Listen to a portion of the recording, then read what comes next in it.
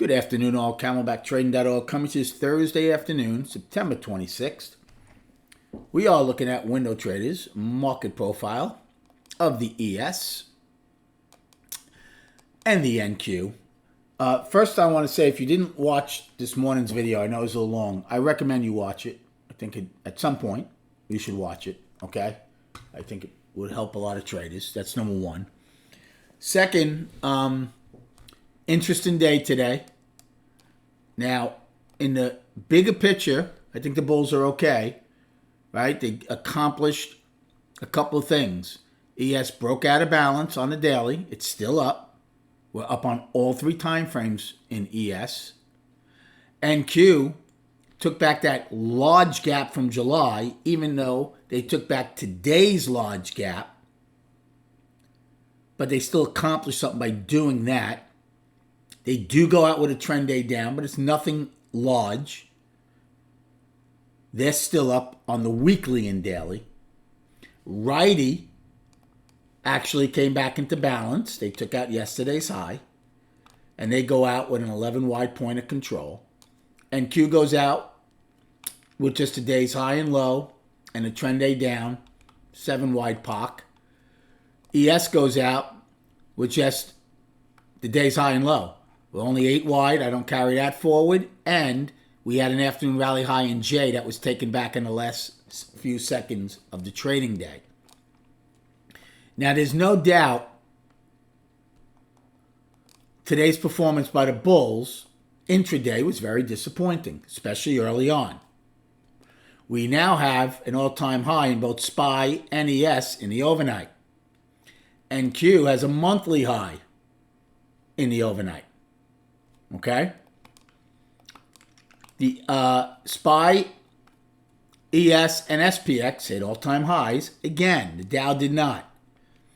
So I just keep seeing and hearing how people love bashing the bulls, yet we continually make highs and go higher. Look, the volume stunk today again, 42 million. Even the range in ES was not that good. NQ's was excellent, $8. So there's a big difference between the big picture and what happens intraday. Yes, look, ES and NQ had large gaps, right? We opened, never saw the opening once we got below it and went and filled the gaps. Now, in NQ's case, that was pretty unusual. The odds of filling that gap, remember, we opened up at 505. Yesterday's high was 271. Okay? That's a really large gap. 505 minus 271 divided by 42. That's a $5.50 gap. The odds, again, and we talk about this, the odds, everything's about odds. There is never anything with certainty. But the odds of filling the $5.50 gap the same day it occurs is very rare. It's very small. And to fill it in the first 3 time frames is even more interesting. Okay? But again, it's odds. Now look, I had a really good day. I longed A and B and then flipped the switch in C period and had an awesome C period. And we'll go over it in a minute. So in the intraday, the bulls had a horrendous failure early on by coming down, filling their gaps, and going trend down. Now, in ES's case, the bears didn't do much better. We attempted to go trend down 3 times today. All 3 failed. We attempted to go trend down yesterday twice. They failed. So on the last 5 attempts at trend day down in ES, they've all failed. Now, NQ did hold trend down. We'll see if that's going to be a factor to going to tomorrow. I said to the room this morning, as we were opening up, I don't understand why they keep buying up here. Look how much volume and everything else they were putting in here. They were not getting paid all overnight and pre-market. They were not getting paid.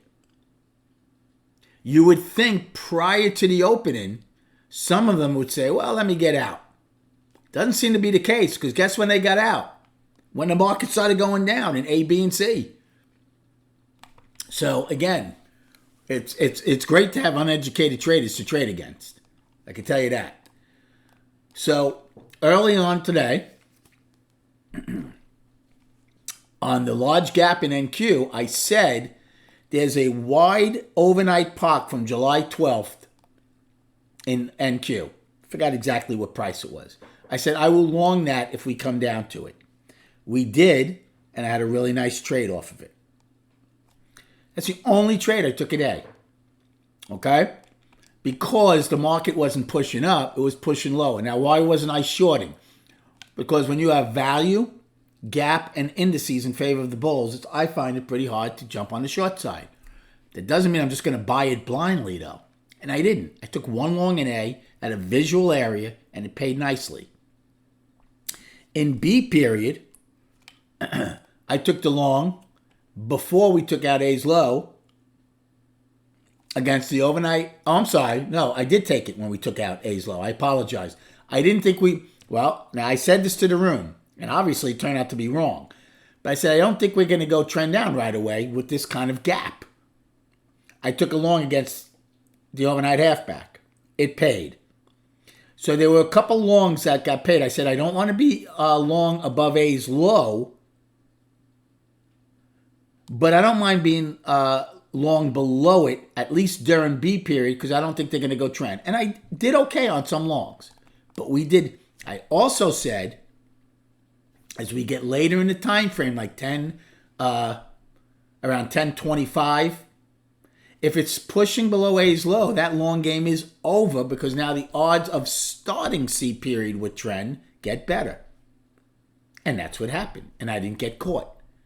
I took about 3 longs in B period. I took one against overnight halfback, and I took 2 other ones when it came back below A and it went back inside of A's range and did well.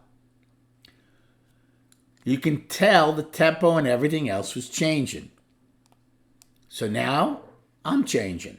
So from longs in A and B, I absolutely crushed them in C period on 4 trades. I took my 5 lot to get the IB low. I ebb and flowed anytime it went down and pushed back up, took the short. I took the short against the gap to get the gap. And then I took the short to get the overnight low. That was another 5 lot. I think the gap fill was a 3 lot. So I crushed them in C period. The market changed, I changed. I took a short in D period to take out C's low, but the main reason was to get the POC from yesterday. Got it, got out. These algos are set to very, very specific levels and parameters when you're dealing with short-term players, okay? I'll get to my last 2 trades in the afternoon in a second. Look at ES. I know this is going to be another long video, but if you want to be educated, you're going to learn from here and being in my room. More in my room, because it goes on 6.5 hours. We push down. We always talk about when you get distance from a previous time frame, high or low. And that goes on any time frame, monthly, weekly, 30-minute. Well, we got good distance in B and C. But look what happened after that. D, E, F, G. 2 hours, we could only get 4 points lower than C's low. Now, I told the room, we still don't have an overnight. That's a great target. Now, there was a lot of MGI that was making things difficult on some of these things. The value was higher, overlapping higher all day. We were up all day. Now, we gave back the indices. We weren't up 0.6%, but we were still up. We were never down. So, when H flushed out, I said all they're doing is trying to get the overnight low. They got it, got their target right back in. So if you took the break of G to get that, you made a great short. But for the people that shorted down here, those are just non-thinkers. They think, here we go. Now, there's a possibility it could keep going. But the fact that they failed holding single prints twice already, okay, in B and C, led me to believe that that's all they wanted to do. And this is what we talk about in the room all day. Okay? NQ didn't even make a new low after C. So you can see the extension. And then another thing I told the room. Look at this. So many people don't even realize this. The last 5 hours of the day, 5 hours, we traded C period. Yes, we had that little flush out to go get that. And yes, we went a little lower in NQ, but barely. You spent 5 hours just trading C's range. That's it. That's it. That's all we did. Became slop. So my last two trades, I took a long and I because I said once H went down there and couldn't make a new low and go triple distribution, I said I think we're going to take out a time frame high and look for an afternoon rally high possibility, or at least to stop the one-time framing. And I bought it and got it. Then I had a very good short in J period when I started short, and I shorted at regular trade now VWAP. I shorted at single print fill. I shorted at half back. I made 43 points in J period on those shorts. And then KLM did absolutely nothing. So guess what? I did nothing. So I hope this breakdown, this detailed breakdown on what the market did today, what it's doing in the bigger picture, helps. Okay? You're going to have a lot of people screaming that the bulls are dead again. The only thing that's going to change my mind right now is we're up. We have to take out today's low, and then you're back to balance on the daily. If you don't do that, the market's continuing to go up. And even if you do that, you're just coming back into balance on the daily, and the monthly and weekly are up on the S&P. We also talk about excess. This became excess, which ends one auction and begins another. Well, guess what? We got the overnight low. That's all they wanted. That auction ended, and we went from 78.25 up to 808.25. 30 handles, $3. Now, that doesn't mean this excess is going to hold tomorrow. But for short-term excess, it held to do this. So I hope that all helps.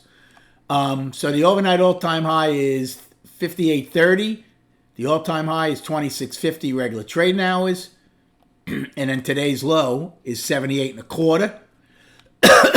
SPY also has an overnight all-time high, 575.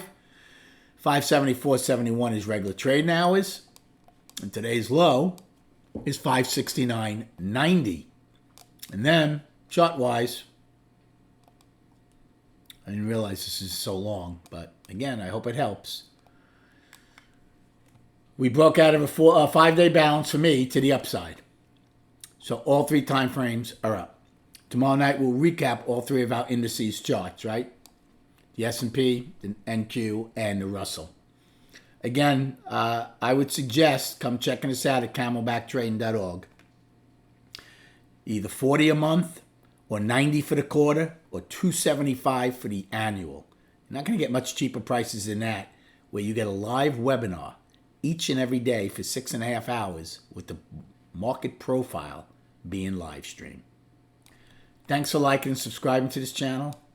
Enjoy your evening, and we'll speak prior to the opening tomorrow.